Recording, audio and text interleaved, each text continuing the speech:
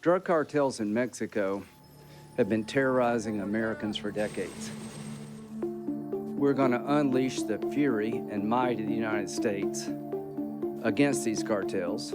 Politicians are calling for war on cartels. Is the United States federal government going to control our southern border, or are we going to let the Mexican drug cartels do it? To combat the crises at America's southern border. Tonight, the country is bracing for a migration influx. Stop this illicit drug trafficking. It's killing Americans everywhere in this country. This has been a major bipartisan failure of the United States government for many decades now. There is no accountability.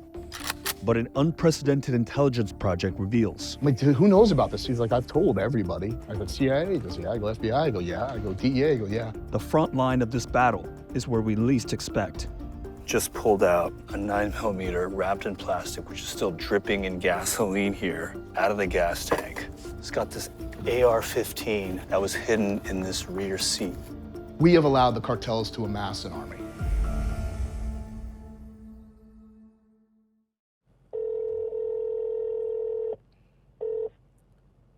Please. As usual. Name of the game, right? Yes. So where are we going? We are going to meet with some gang members, and they're going to show us how they smuggle all these type of weapons from the U.S. into Mexico. These guys are sort of a part of a network that supplies guns to the cartel. Yes. These guns that we're going to see, these guns are going to kill people. Miguel Angel Vega is a journalist who was born and raised in the heart of cartel territory. We hired him to help us gain access to gun trafficking operations from the U.S. into Mexico. This could be any town, USA. Could be anywhere. We're on the trail of gun runners crisscrossing the American West. The path was leading south across the border. Even though there's a long, long line of cars trying to get into Mexico, the checks have got to be very, very rudimentary at best because we've pretty much been consistently moving. We're stopped here, photographed, and that's it. I've not seen a single vehicle stopped and pulled over. So we just received a pin drop from one of our contacts. We're not going to any touristic destination here. Right. We're going to cartel land. This feels really sketch. We are about to see American weapons in the hands of Mexican cartels.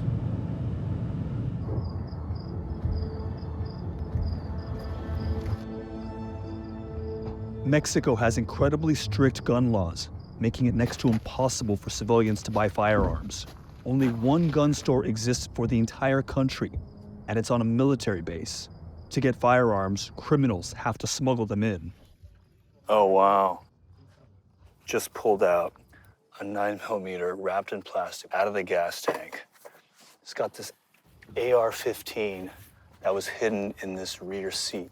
He can hide guns in the door panels, in the tires. The smuggler said that he can hide upwards of 30+ guns at any given time in a small sedan like this, effectively a mule for these weapons going into Mexico.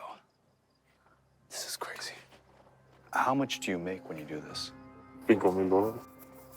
$5,000 for one crossing. Muy fácil. Estados Unidos. Muy fácil de comprar. Very easy to get these arms in America. Are you a U.S. citizen or a Mexican citizen? Both. The U.S. announced recently that it was cracking down on gun trafficking from the U.S. into Mexico. Are you at all afraid of what the U.S. government might do and what kind of an impact that might have on your business? No. No, you're not afraid? No.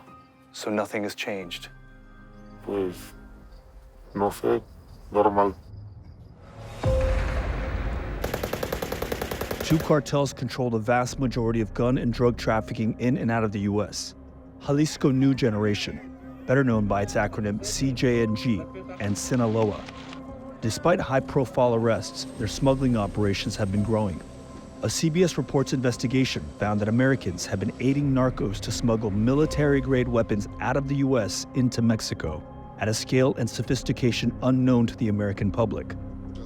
This story is based on exclusively obtained government documents and interviews with half a dozen current and former officials with direct knowledge, as well as senior members of the Sinaloa cartel.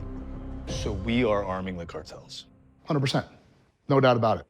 I worked for ATF for approximately 25 years. I worked street guns and drug crime. Can you tell me a little bit more about your role, particularly around trafficking of guns? Towards the end of my career, I had an excellent opportunity to work in a really unique place.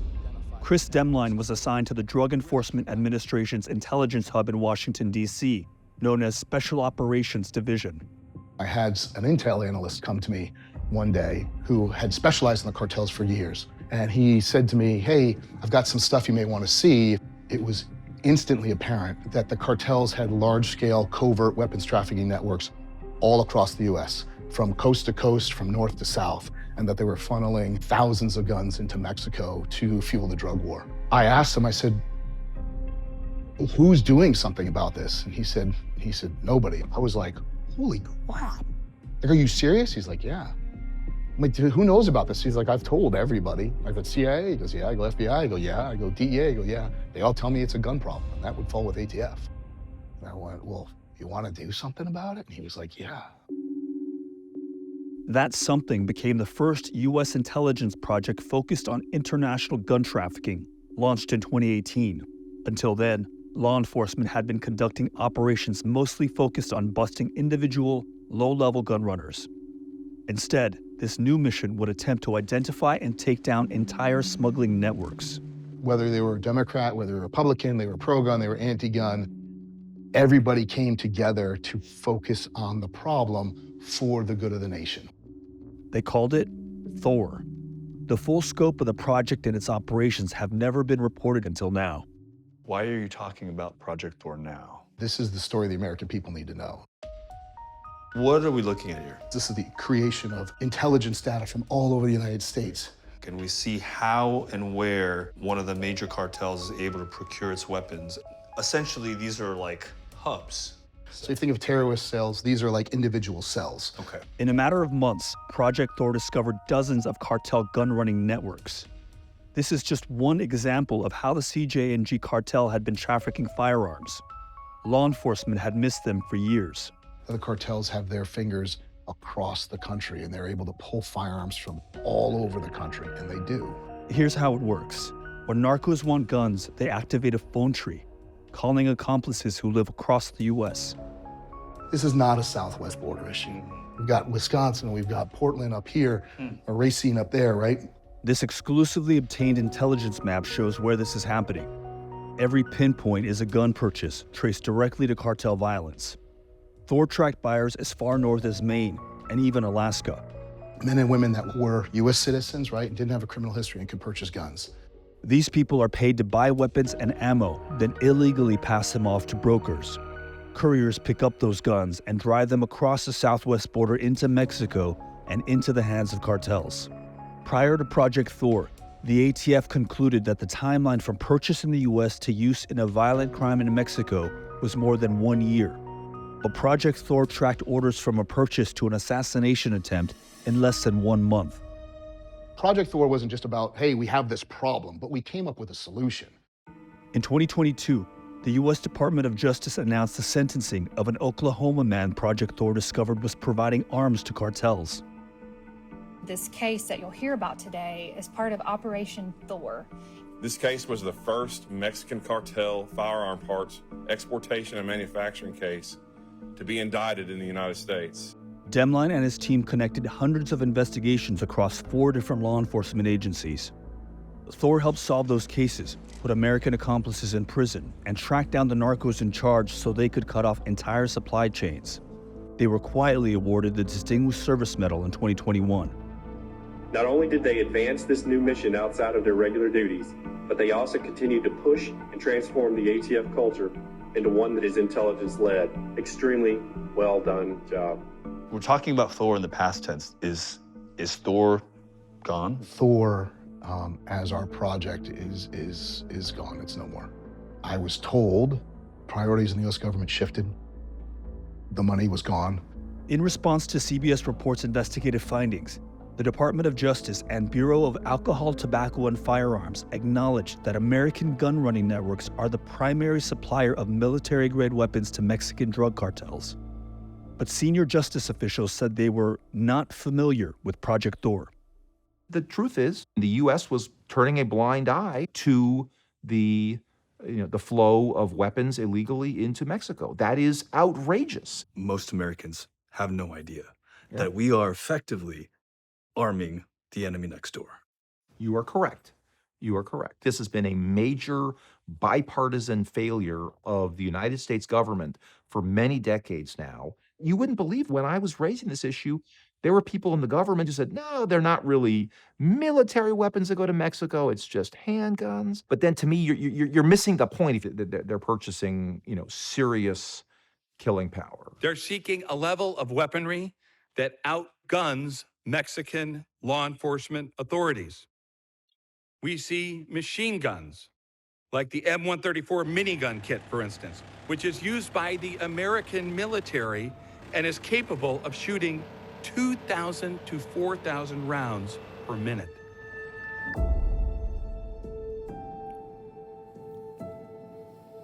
Increasingly, people buy military-grade weapons online.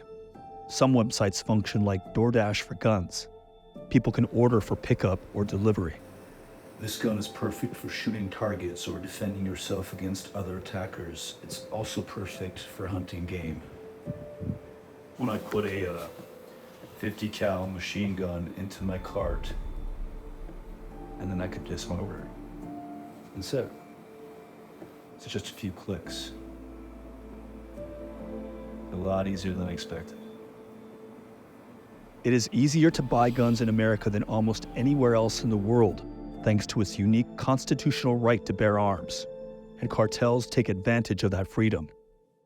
This has nothing to do with our Second Amendment rights. I mean, I'm a constitutional lawyer. There's no conceivable Second Amendment right to send weapons out of the United States to countries where they are illegal, and in fact, violating United States export control law in the process.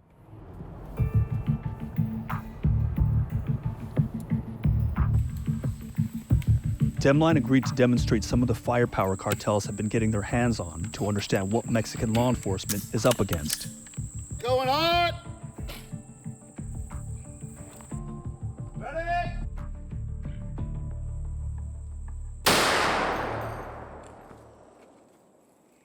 That was a Barrett 50 caliber rifle, just one example of the type of firearm that Project Thor traced directly from Mexican cartels back to purchases in the U.S. This is, in fact, a weapon that is in the hands of the cartel, bought somewhere in an American store. Yes.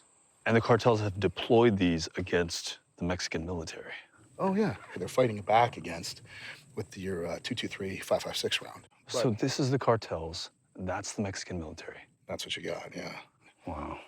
Not quite symmetrical here. A little disparate. Yeah. These firearms could be equipped with armor-piercing rounds, capable of lethal force from more than a mile away.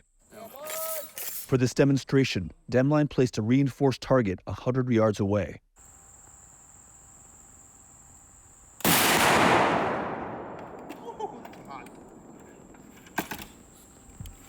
Okay, let's go see what we hit. Looks like we hit dead center. Went through this, armor plating, a body, and another cinder block wall. So through the building, through armor, through a body, and out the other side of the building. They're tearing them apart. Tearing them apart.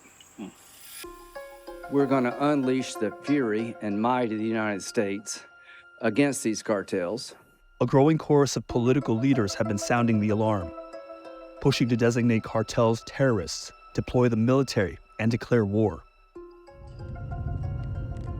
But Mexico is a U.S. ally, and its government decries any potential use of American military force as a violation of its national sovereignty. We traveled to a narco stronghold just over the southwest border with Arizona to find out how cartels would react if the U.S. attacked. This man says he's a lieutenant in the Sinaloa cartel. He wouldn't reveal his identity as a condition of speaking publicly. Would the cartels respond if the U.S. military struck? Llega otra persona que quiere quitar una propiedad, pues va a pelear. O sea, de que van a pelear, van a pelear. So the guns are a way to protect business interests? Pues sí, los usan como para protección, para defenderse, pues. Do you fear for your life? Pues sí. Pues la cárcel o la muerte. Son las únicas salidas. Pero un Dios de que, pues sí, lo logre y que salga con vida de esto.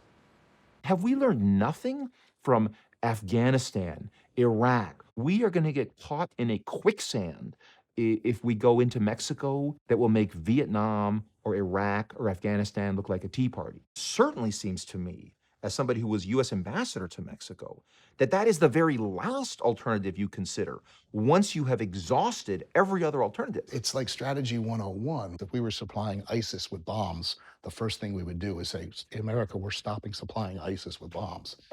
In the spring of 2023, the Biden administration announced it was making it a top priority to stop cartel smuggling operations. We are sending dangerous weapons, particularly assault weapons, to Mexico. To Mexico. They're asking us, please stop it. Cut it off at the border. What in God's name are we becoming if we don't do this? The government focused on gun seizures at the border, as well as diplomatic negotiations to train and equip Mexican law enforcement. Nearly 2,000 firearms were seized from last October to just this past March. That's a more than 65% increase over the same period last year. According to the Mexican government, that number, 2,000 guns, is how much the cartels smuggle in a single day. Troy Miller is in charge of America's border agency.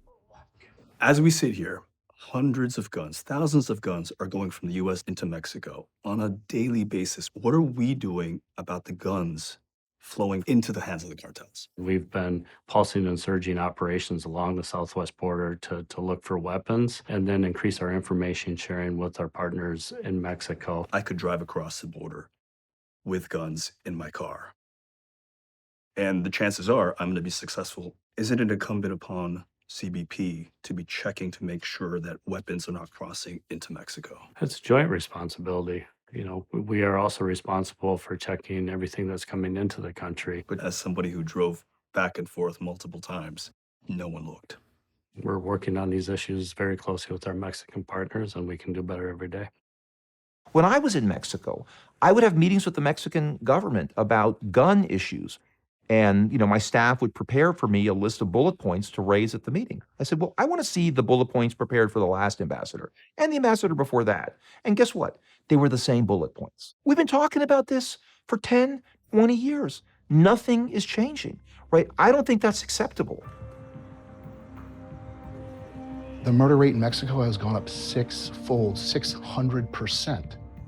And it's not because of anything but really the cartels and their ability to access firearms. We're basically just turning a blind eye to that.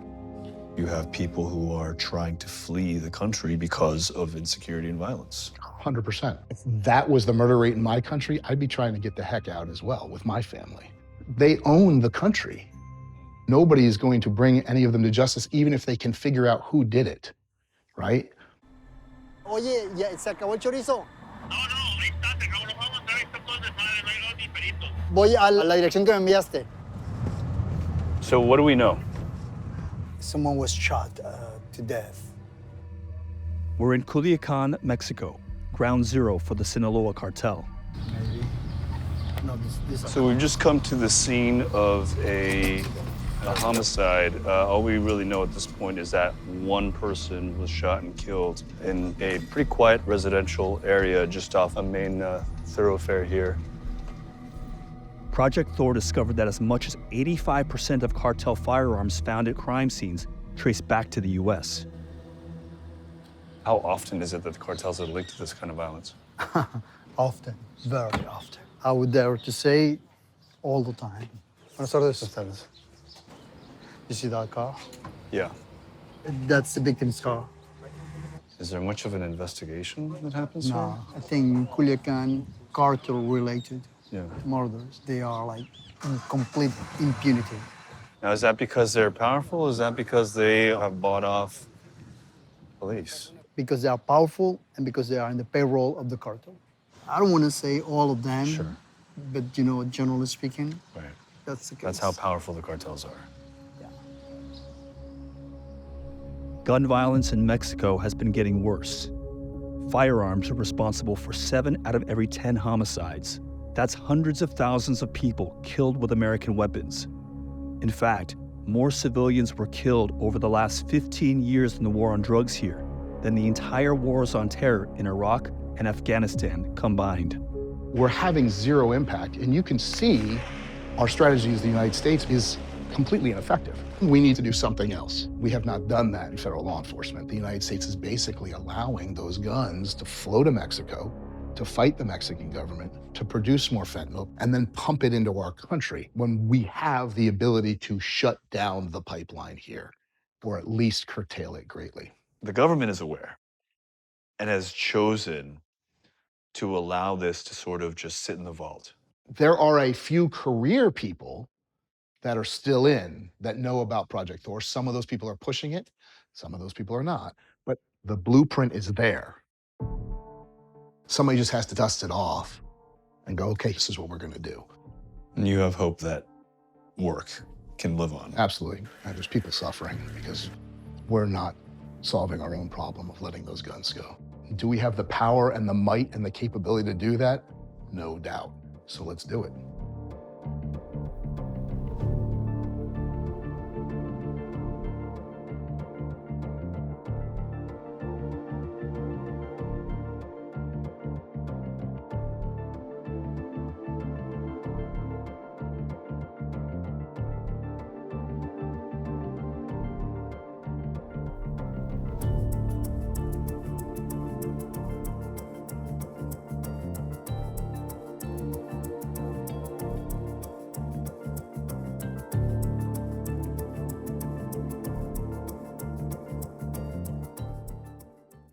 Up next.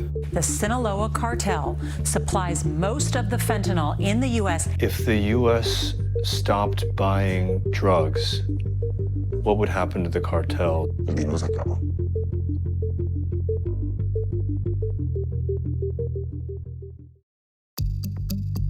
Our country is being invaded. This is a war. Drugs are killing tens of thousands of Americans every year. Every shipment of fentanyl is a ticking time bomb. Every life lost to fentanyl is a tragedy.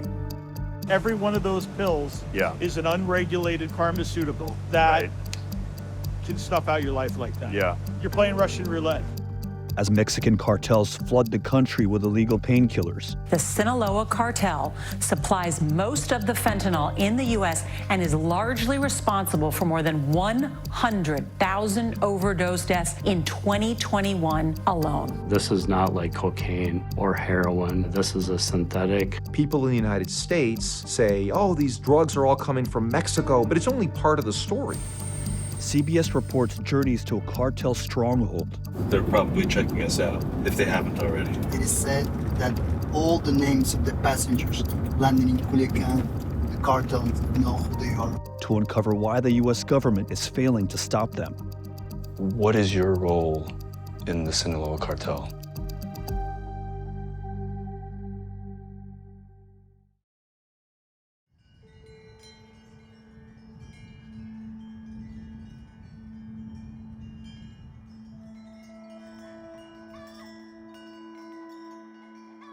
Ashley was a different kid. She was beautiful and smart and funny and social. She was a mom. She has a beautiful son. She was a free spirit. She was just an amazing human. She's not with us anymore. What happened? On May 23rd of 2021, she purchased 4 tablets from a lifetime drug dealer. And then she was poisoned to death by half a tablet of what she thought was Percocet, but contained 5 milligrams of fentanyl. 1/2 of 1 tablet. A lot of the PSAs say one pill can kill, but it was actually one half of the pill that killed her. The grief of losing a child is immense. It's like strangles you. You can't breathe. Thank you for sharing your story. It's really important because this is unlike the drugs that we saw anytime before. No, I don't think you ever recover from the loss of a child. I don't think you do. I just think you learn to live with it. But you don't heal from it. Instead, you fight. My government's going to do something. I believe that with all my heart. Fentanyl was designed as a miracle painkiller, especially to help cancer patients. But over the past decade, illicitly produced fentanyl became the most commonly abused drug in America and the world's deadliest opioid. Knockoffs supercharged an epidemic and renewed a rallying cry for the U.S. war on drugs. The Sinaloa cartel supplies most of the fentanyl in the U.S. 50 times more powerful than heroin. Plaguing communities and destroying lives from coast to coast. The most common cause of poisoning deaths of children. One of the most pressing national security and public health challenges, costing the nation an estimated $1 trillion a year. Every shipment of fentanyl is a ticking time bomb. Every life lost to fentanyl is a tragedy.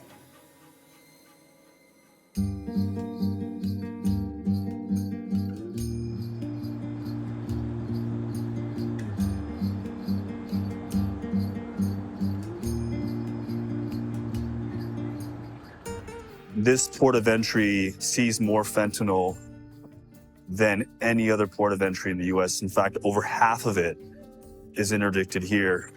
And the problem just keeps growing and growing and growing. In the first 6 months of 2023, officers have seized more fentanyl than they had in the last 5 years combined.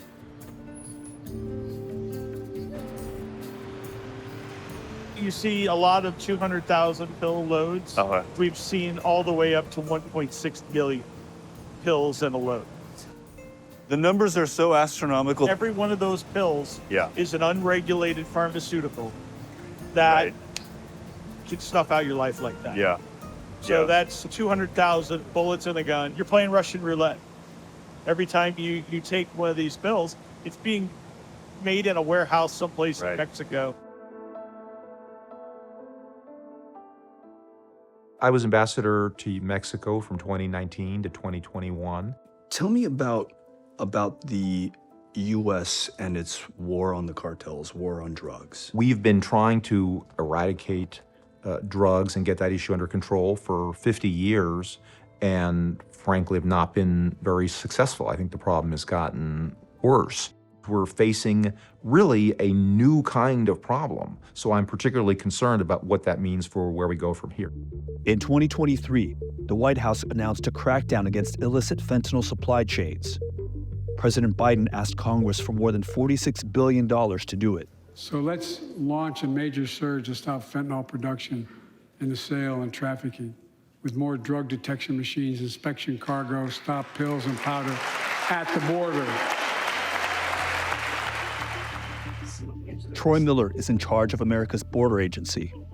I think CBP is well positioned to lead the government in our counter fentanyl efforts. This last year, we had an operation called Blue Lotus where we surged resources to California and Arizona, and we seized 10,000 pounds of fentanyl in 2 months. Operations are temporary. Do you have the resources and the commitment from the federal government to really tackle this in a way that will have a measurable impact? It is one of our top priorities. Do we need additional resources to continue to do what we're doing? Yes, this is not like cocaine or heroin. This is a synthetic, so it's very difficult to estimate what we're catching and what we're not. Seizures don't necessarily mean anything other than we're seizing more drugs. We're going to continue to figure out ways to affect the supply chain. Aren't these strategies, though, the same strategies that we've employed for decades now? What's different? I think our partnerships are better than ever. We're never going to stop narcotics completely, but I believe that we can have an effect on fentanyl and the folks that are smuggling fentanyl. Officials concede that seizing drugs is only one step in curbing the power of the cartels. To find out how cartels maintain the upper hand in this battle, we have to go beyond the border.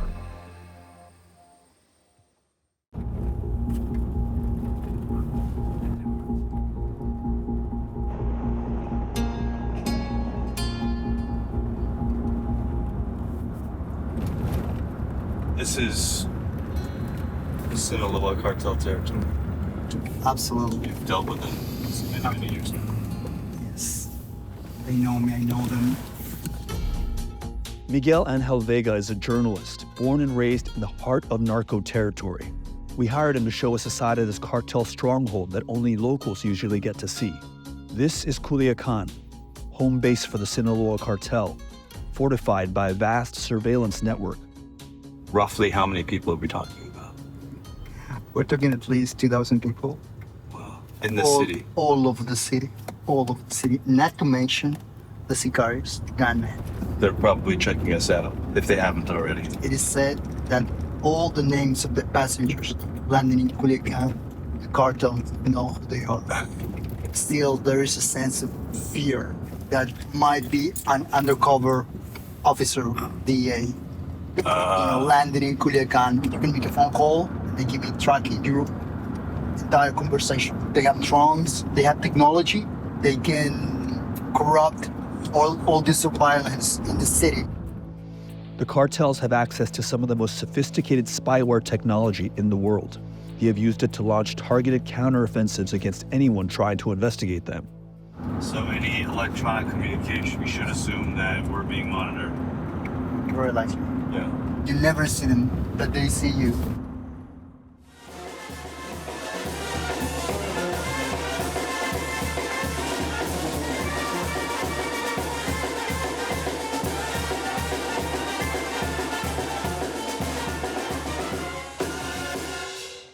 That was just a sort of a performance and an homage to Jesus Malverde, who is a sort of a folkloric figure. He is sort of known as the Robin Hood for drug traffickers. People come to this shrine to pay homage, to leave their US dollar blessings. This is evidence of just how revered Jesus Malverde is here. The cartel is so deeply entrenched here that narcos are practically indistinguishable from locals who act as important allies. You're gonna see all these baseball caps with, images or figures related to the narcos.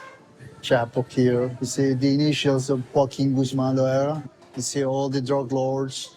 Locally, these guys they're revered. They're like heroes. Heroes. When I was like 12 years old and I used to speak with my classmates, like, what do you want to be when you grow older? And we used to tell narco. They don't want to be the next Michael Jordan. They want to be the next Chapo. Despite being one of the world's biggest economies, Mexico consistently underperforms, according to the World Bank. More than 40% of the population lives below the poverty line. Let's say the idea that Americans would want to wipe out cartels would not sit well with people here. It's not like they're gonna fight for them, but if they can, they will protect these narcos. But these cartels are also responsible for untold violence and death. The way the people say it here is they don't mess with us, so we're fine. Narcos commit the vast majority of murders across Mexico and are notorious for their particularly gruesome killing tactics. They're criminals, and we know that sooner or later they will have to pay. Vega says it's not just in life that cartel members are revered, that around here, even in death, their influence and status casts a long shadow. Miguel Angel Vega. This is Cementerio Jardines de Lumaya, Jardines de Lumaya Cemetery, and you're gonna see some massive tombs. Vega says this is the opulent final resting place of former drug lords and their loved ones. This is like 5-story building, and it is actually a tomb. This is a replica of the Taj Mahal. Wow. I don't think I've ever seen a cemetery quite like this. Like this one right here. This could be like a little condo. These are house sizes. There are no inscriptions whatsoever, no dates, no names, nothing. I spoke to one of the architects, and he was telling me, like, this tomb, for example, $500,000, American dollars. Because it's Florentine marble. They have AC and TV and a kitchen also. This is insane. Swear that you were driving through a residential neighborhood. U.S. Southern Command estimates that transnational criminal organizations make $310 billion a year, and disrupting that money flow is a critical part of the Biden administration's drug control strategy. They do that largely by monitoring electronic transactions, but drug deals are conducted mostly with cash. If cartels took that money to a bank, the government could trace it to specific people and arrest them. To avoid that, they turn to streets like this, where they can exchange dollars for pesos off the books. What are we looking at here? You see all these umbrellas? Yeah. These women are dollars exchangers. Uh-huh. So you're gonna see a whole bunch of this. Wow. Like maybe 300. I'm gonna ask, what's the rate? I'm gonna just stop. Yeah. Oh, here's two young women here. ¿Cómo está el cambio? 17.5. 17.5 lo compras. Ay, nada más te ven abajo. Nada más te ven abajo. But every now and then, like, someone comes along with $500,000. $500,000. And they go like, well, I want to exchange this. So money laundering is like coursing through the city. The government knows this. Every single person in this city, we all know that. According to the U.S. Defense Department, Mexico's drug cartels control more than a third of the entire country. In 2019, Mexico's president created a new militarized police force that he called the National Guard. But frequently, their firepower is outmatched by the cartels, who are armed with an arsenal of weapons that they smuggle in from the U.S. The U.S. government is aware that these criminal organizations are armed up with weaponry coming from the U.S., one of their main sources of power. How is it that more isn't being done? That was one of the conclusions that I came to very quickly after arriving in Mexico as ambassador, that we could and should be making a priority in this. This is not DEA's issue. As ambassador, I tried to shift the focus to this issue. I asked the Justice Department to brief me on what was being done in our country to try to curb this flow of weapons. We talk about these Mexican criminal organizations and how bad they are, but we have responsibility from the United States for arming them.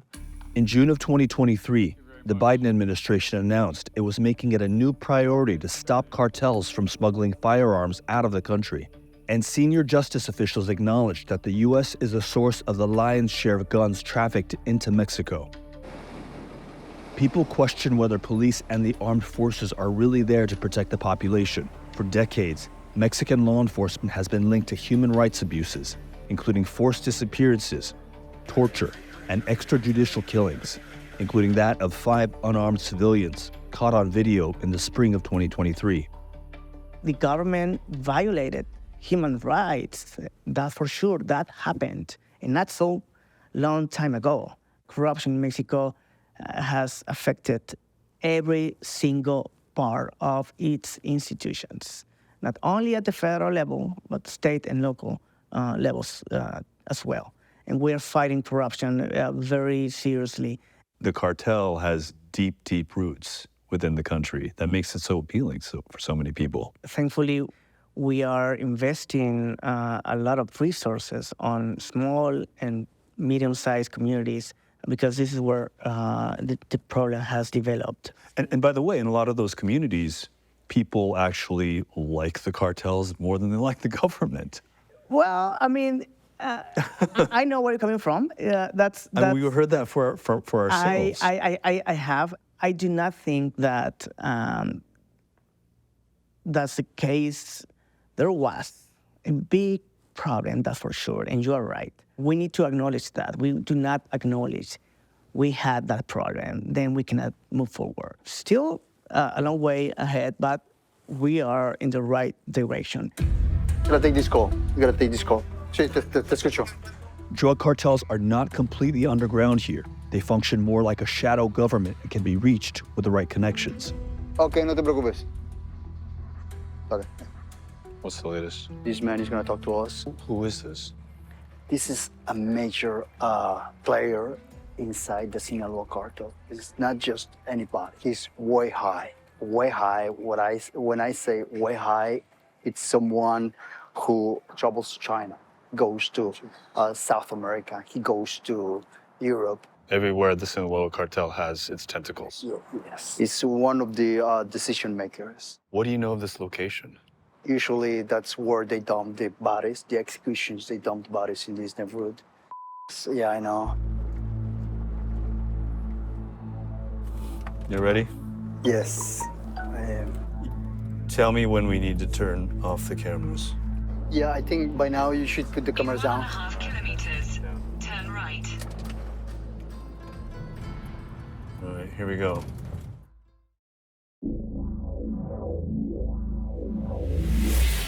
What is your role in the Sinaloa cartel? Yo en el cartel de Sinaloa tengo una función de comandante. Soy el número 23. This man wouldn't reveal his identity as a condition of speaking publicly about Sinaloa's criminal operations. He said he's been a narco for 30 years. You're taking a risk by allowing us to come meet with you here. Sí, señor, demasiado. Yo puedo perder en este momento de mi libertad mensualmente hasta $1 million. He told us that while the U.S. government has been fighting a drug war, American citizens have been funding and arming the cartels. How fast can you get a weapon of war from the U.S. here to Sinaloa? En un día puede llegar. In a day? Todos los días agarran muchas armas y todos los días pasan muchas armas. The drug money buys more guns for you. Sí. If the U.S. stopped buying drugs, what would happen to the cartel? El dinero se acaba. The U.S. government calls the Sinaloa cartel one of the most dangerous narco-terrorist organizations in the world. So are you a terrorist group? Pues yo opino que, pues que no, porque ellos lo piden. Entonces, ¿quién es el terrorista? Yo no soy asesino. Yo soy comerciante. He acknowledged the U.S.-led crackdown and said they were putting some parts of their fentanyl supply chain on pause, but considered it a temporary setback. Entonces, en estos momentos estamos pasando pues, una etapa crítica. Se está controlando todo esto. And how quickly do you think that things will return to normal? Algunos 3 meses, pero pues nunca se acaba. Culiacan is just one city. In regions all across Mexico, narcos are still producing fentanyl and smuggling record shipments into the U.S. U.S. intelligence estimates that cartels are actually trafficking 4 times the amount law enforcement seizes at the border. We're not going to interdict our way out of this problem. We are fueling the cartel's ability to run this trade. It's just a vicious cycle that continues. People in the United States say, oh, these drugs are all coming from Mexico. Mexico's got to fix this problem, which is certainly a legitimate point, but it's only part of the story, right? Because another part of the story is the money, the guns. Nothing we're doing is changing, yet the problem is only growing. That is correct. Every passing year. That is correct. And I do not see, to this day, any kind of recognition by the U.S. government that this is something that requires new thinking. And I think it's a failure of imagination, frankly, on our part. We are facing a crisis the likes of which we have never seen before. We have been waging a drug war for many, many decades. It's not gotten better, it's only gotten worse. Where's the long-term win here? Ultimately, success is going to be less deaths of American people. Our country is being invaded. Maybe not by soldiers, maybe not by bombs, but it's being invaded by drugs. We are arming them while our citizens are dying. This is a war, but we're not fighting it. We're being killed.